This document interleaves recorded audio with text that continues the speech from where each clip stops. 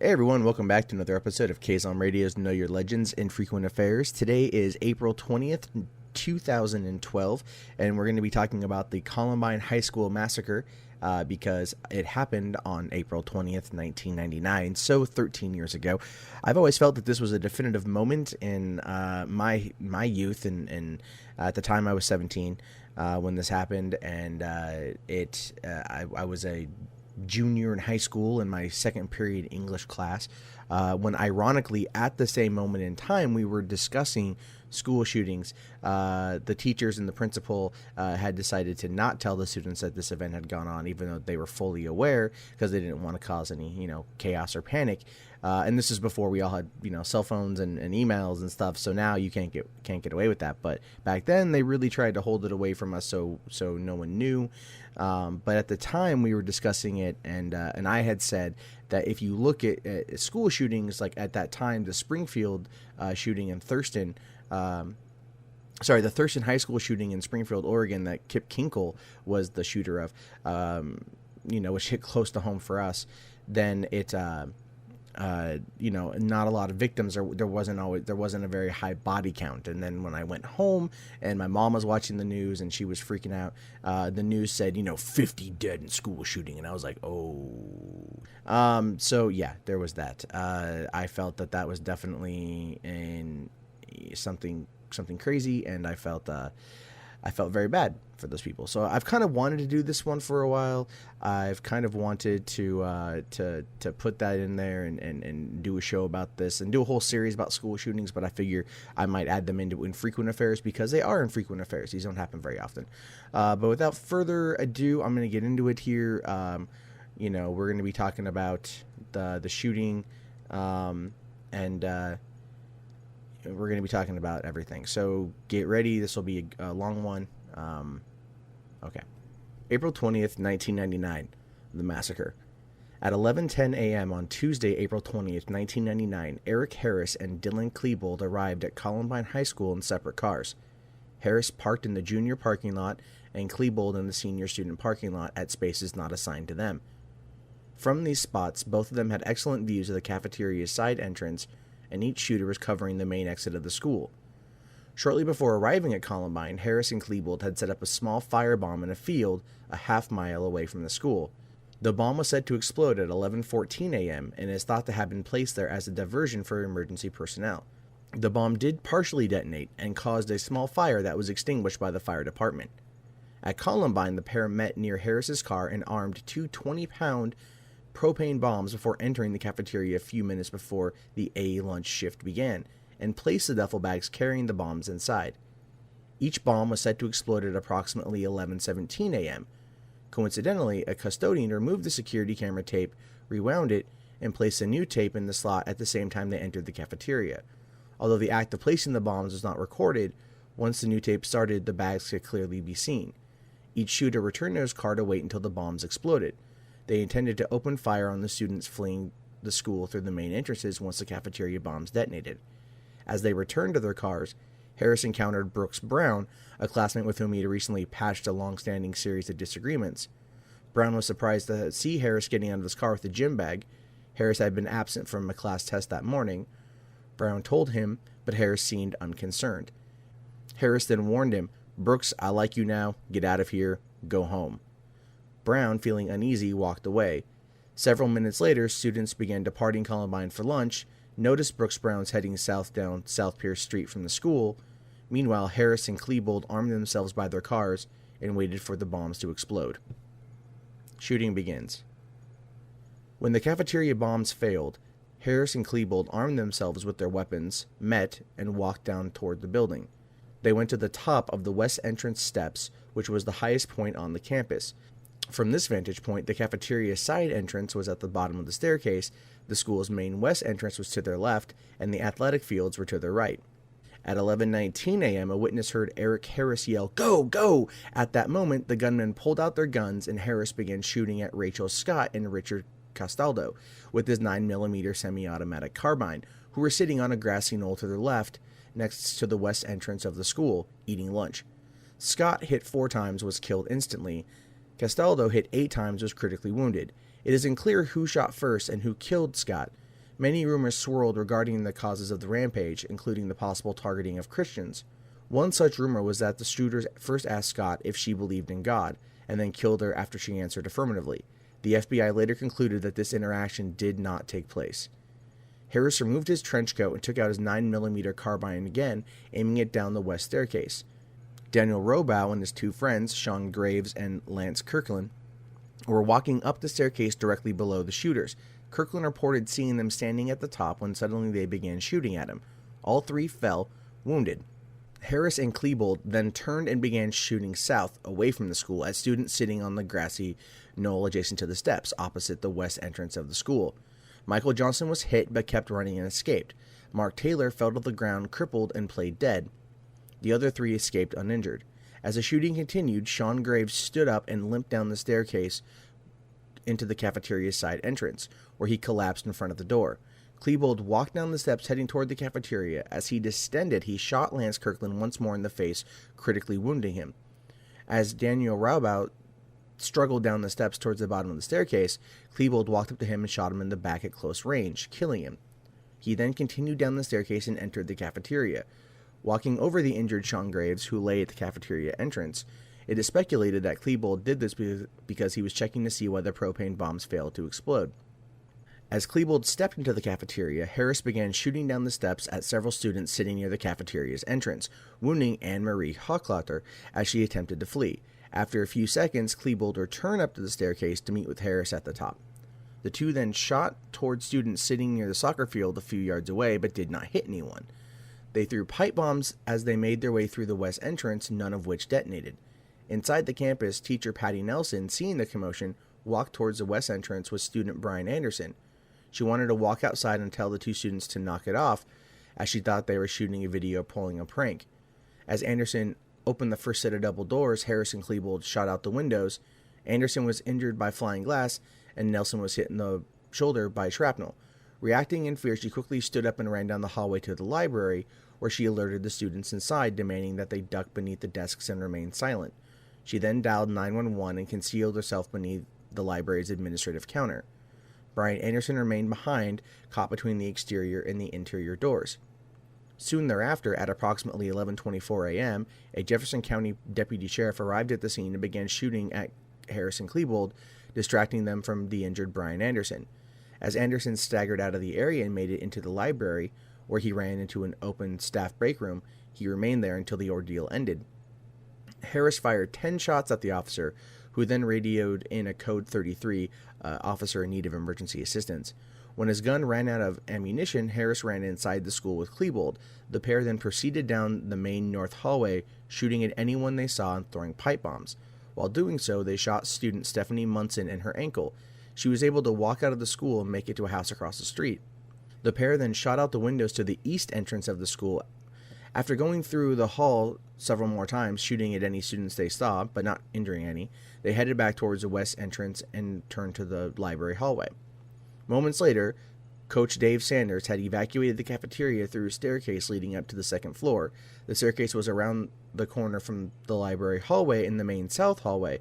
He and a student turned the corner and were walking down the library hallway when they saw the shooters coming around the corner from the north hallway. The two quickly turned around and ran the other way. It is believed, but not confirmed, that Sanders was heading for the library to help evacuate students there.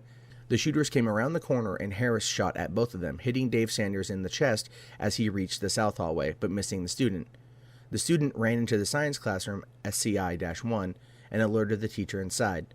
Meanwhile, the shooters returned back up the north hallway.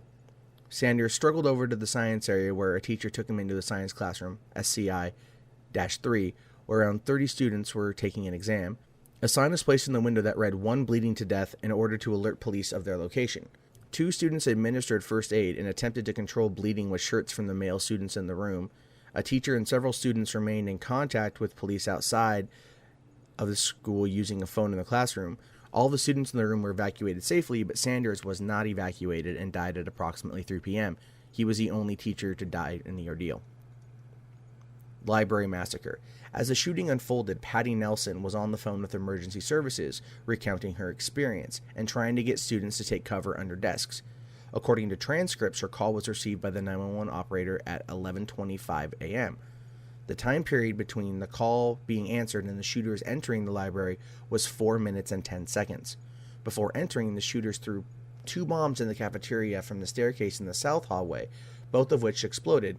One can be seen on security tapes. Then they threw another in the library hallway, which also exploded, damaging some lockers. At 11:29 a.m., Harris and Klebold entered the library, where 52 students, 2 teachers, and 2 librarians were hiding. As he entered, Harris shot at a display case at the opposite end of the administrative counter, injuring student Evan Todd, who was hiding under a copier table adjacent to the display case. Harris then yelled for everyone to get up so loudly that it can be heard on the 911 recording at 11:29 a.m. Staff and students hiding in the library exterior room said that they heard the gunman utter such things as, "Everyone with white caps stand up. This is for all the shit you've given us over the past 4 years. All the jocks stand up. We'll get these guys with white hats." Wearing a white baseball cap at Columbine was a tradition amongst sports team members. When no one stood up, Harris was heard to say, "Fine, I'll start shooting anyway," and he fired his shotgun at a desk, not knowing Evan Todd was under it. Todd hit by the wood splinters, but was not seriously hurt. The shooters made their way down to the opposite side of the library, to 2 rows of computers. Evan Todd used the time to conceal himself behind the administrative counter. Caio Velasquez was sitting at the north or upper row of computers. Police said that he had not hidden under the desk, but he was curled up underneath a computer table. Klebold had shot at him first, hitting him in the head and in the back, killing him. The shooters set down their duffel bags filled with ammunition at the south or lower row of computers and reloaded their weapons. They walked to the windows facing the outside staircase, where they had just been a moment ago. Noticing the police evacuating students, Harris said, "Let's go kill some cops," and they began to shoot out the windows. Police returned fire. After a few seconds, Klebold turned away from the computers and fired a shotgun at a nearby table, injuring Patrick Ireland, Daniel Stapleton, and Mackay Hall. He immediately removed his trench coat. Harris grabbed his shotgun and walked over to the lower row of computer desks, firing his gun underneath the first desk in the row without looking to see who was under it. The shot killed Stephen Conroe, who was hiding underneath. He then shot under the next computer desk, injuring Casey Ruskegger. Harris walked over to the table from the lower computer row, slapped the top twice with his hand, and knelt down and said peekaboo before shooting Casey Bernal in the head. The recoil from the weapon hit his face, breaking his nose. Although one witness reported that Bernal was the individual who asked, "Do you believe in God?"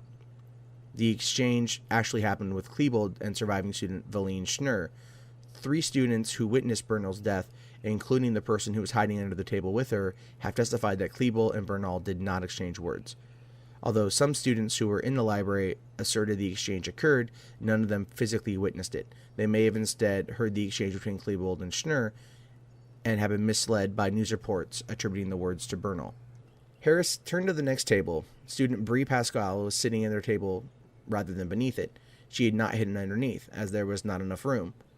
Harris asked her if she wanted to die, and Pascal responded with the plea for her life. Witnesses report that Harris seemed disoriented, possibly from the wound to his face, which was bleeding heavily. As Harris taunted Pascal, Patrick Ireland tried to aid Mackay Hall, who had suffered a wound to his knee. While doing so, his head came above the table, and Klebold shot him, hitting him twice in the head and once in the foot. He was knocked unconscious, but survived. Next, Klebold proceeded to another set of tables, discovering Isaiah Scholes, Matthew Ketcher, and Craig Scott, Rachel Scott's brother, hiding under one.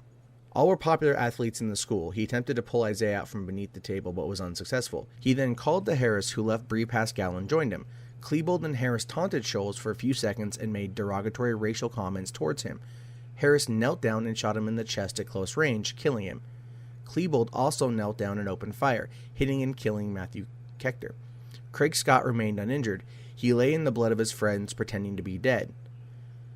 Harris turned and threw a CO2 bomb at the table where Hall, Stapleton, and Ireland were located. The CO2 bomb landed on Daniel Stapleton's thigh. Mackay Hall grabbed the bomb and threw it south, away from the shooters.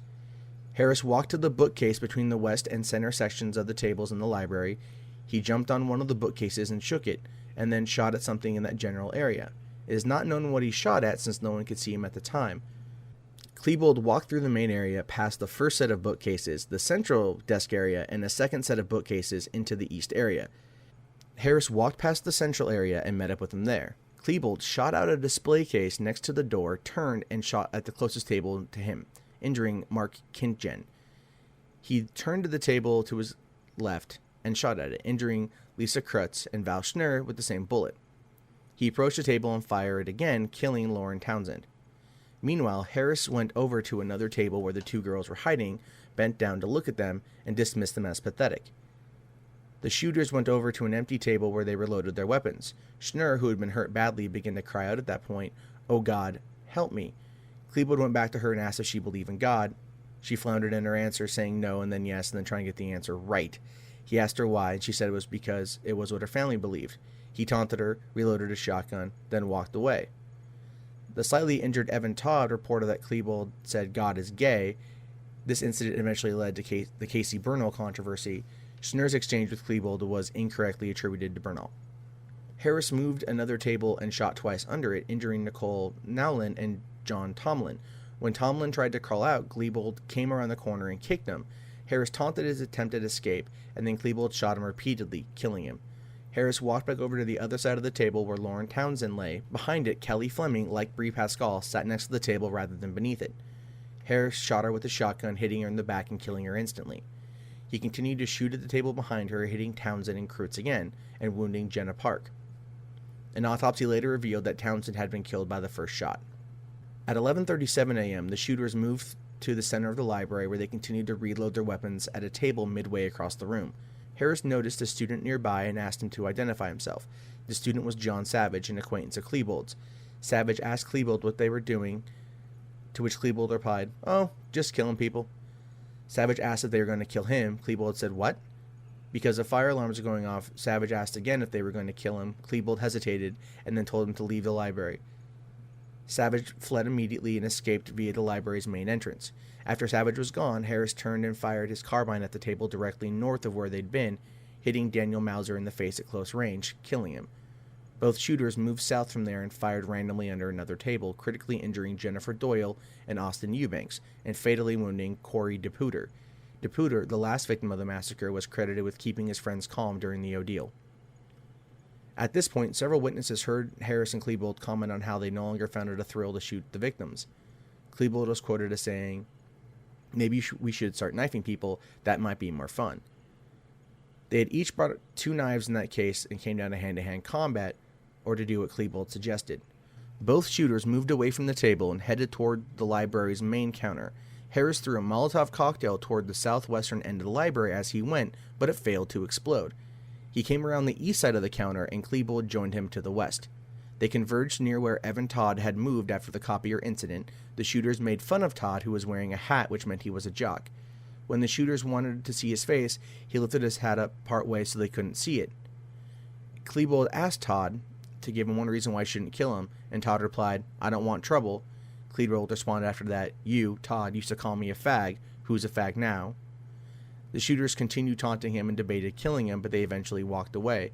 At this point, Harris's nose was bleeding heavily, which may have caused him to decide to leave the library. Klebold turned and fired a shot into an open library staff break room, hitting a small television. He slammed the chair down on top of the computer terminal that was on the library counter, directly above the bureau where Patty Nelson hid. The two walked out of the library at 11:42 a.m., ending the massacre. Almost immediately, 34 uninjured and 10 injured students evacuated the room through the north door, which led out to the sidewalk adjacent to the west entrance, where the rampage had begun. Patrick Ireland, who had been knocked unconscious, and Lisa Kreutz, who were unable to move, remained in the building. Patty Nelson joined Brian Anderson and the 3 library staff in the exterior break room, into which Klebold had fired shots. They locked themselves in and remained there until they were freed at approximately 3:30 p.m. Suicide of the shooters. After leaving the library, the pair went into the science area and threw a small firebomb into an empty storage closet. When the bomb exploded, they ran off while a teacher in the adjacent room put out the fire. They proceeded toward the south hallway, stopped, and shot into an empty science room at the end of the hall. At 11:44 a.m., they went down the staircase into the cafeteria, where they were recorded by the security cameras. The recording shows Harris kneeling and landing and firing a shot towards a propane bomb, unsuccessfully attempting to detonate it. He took a sip from one of the drinks left behind by a fleeing student. As Klebold approached the propane bomb and examined it, the recording shows Klebold lighting a Molotov cocktail and throwing it at the propane bomb. As the two left the cafeteria, it exploded, partially detonating one of the propane bombs at 11:46 a.m. A gallon of fuel ignited in the same vicinity at 11:48 a.m., causing a fire that was extinguished by the fire sprinklers. They left the cafeteria and headed back upstairs. Once back on the upper level, they wandered around the main north and south halls of the school, shooting aimlessly. They walked through the south hallway, past the social studies section, and into the main office before returning to the north hallway. Several times they looked through the windows of the classrooms and even made eye contact with students, but never attempted to enter the rooms. After leaving the main office, the pair went up to the bathroom entrance and began taunting students inside, saying such things as, "We know you're in there, and let's kill anyone we find in here." But they never actually entered the bathroom. At 11:55 a.m., the two returned to the cafeteria and entered the kitchen briefly, only to return back to the staircase and into the south hallway at 11:58 a.m. At 12:02 p.m., the shooters re-entered the library, which was empty of all living students except for the unconscious Patrick Ireland and Lisa Krutz. Once inside, they shot at police through the west windows, again, to no avail. At approximately 12:08 p.m., Patty Nelson, who had locked herself inside a break room with the student and library staff, overheard Harris and Klebold suddenly shout out in unison, "1, 2, 3," which is immediately followed by the sound of gunfire. The pair had shot themselves, committing suicide. Harris had fired his shotgun through the roof of his mouth, and Klebold had shot himself in the left temple with his Tech-9 semi-automatic handgun. Patrick Ireland regained and lost consciousness several times and crawled over to the windows at 2:38 p.m. He attempted to exit. He fell out of the library window where two SWAT members were, a scene rebroadcast on many news media outlets. As documented by the video footage, the SWAT team members were later criticized for allowing Ireland's body to drop 7 feet to the ground while doing nothing to attempt to catch him or break his fall. Lisa Krutz remained injured in the library. In an interview, she recalled hearing something like, "You in the library," around the time when Eric Harris and Dylan Klebold were getting ready to commit suicide. She was lying injured in the library until police arrived. Krutz said that she kept track of the time by the school's bells. She had tried to move from the spot but became lightheaded. She was removed along with Miss Nielsen, Brian Anderson, and the three staff at 3:22 p.m. Shooting ends. By noon, SWAT teams were stationed outside of the school and ambulances started taking the wounded to local hospitals. Meanwhile, families of students and staff at the school were asked to gather at a nearby Leawood Elementary School to await information. A call for additional ammunition for police officers in case of a shootout came in at 12:20 p.m. The killers had ceased shooting just minutes earlier. Authorities had reported pipe bombs by 1 p.m., and two SWAT teams entered the school at 1:09 p.m., moving from classroom to classroom, discovering hidden students and faculty. All students, teachers, and school employees were taken away, questioned, and then offered medical care in the small holding areas before being bused to meet with their family members at Leawood Elementary. Officials found the bodies in the library by 3:30 p.m. By 4 p.m., the sheriff had made the initial estimate of 25 dead students and teachers. The estimate was 10 over the true count, but close to the total count of wounded students. He stated that police officers were searching the bodies of Harris and Klebold. At 4:30 p.m., the school was declared safe. At 5:30 p.m., additional officers were called in as more explosives were found in the parking lot and on the roof. By 6:15 p.m., officials had found a bomb in Klebold's car in the parking lot. The sheriff decided to mark the entire school as a crime scene. 13 of the dead, including the shooters, were still inside the school at that time. At 10:45 p.m., the bomb in the car detonated when the officer tried to defuse it. The car was damaged, but nobody was injured.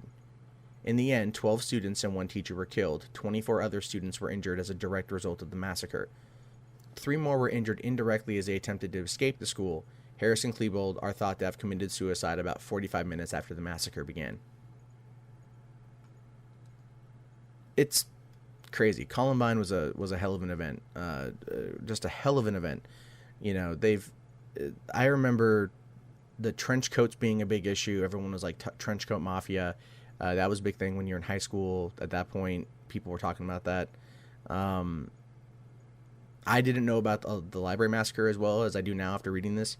I don't have a great deal more to say about it at the time. I'm just kind of curious what your thoughts are, where you were, if you remember that. Let us know on Twitter at kzomradio, facebook.com/kzomradio.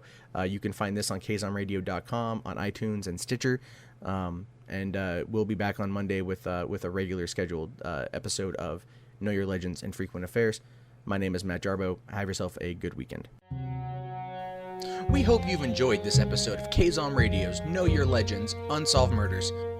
If you'd like to advertise on this podcast, please visit kzomradio.com for details.